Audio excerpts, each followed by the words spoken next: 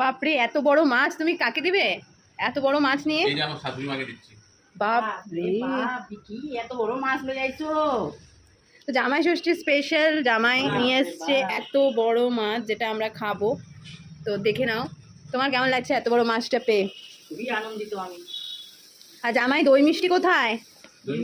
আনলাম, রেখে দিলাম ভিতরে। আচ্ছা, তো চলো এটা এখন খাওয়া যাক।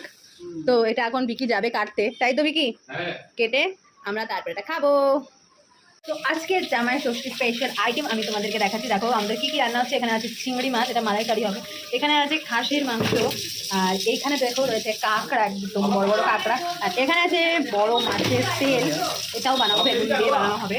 আর এইখানে দেখো কত, এই হলো সেই মাছটা, যে মাছটা বিকি মাকে দিয়েছিল, সেটা এখনো ভালো করে ধুচ্ছে। আর এই দেখো সেটার ফাইনাল লুক। এবার এই মাছটা নিয়ে যাবে বিকি কাটার জন্য, তারপর আমাদের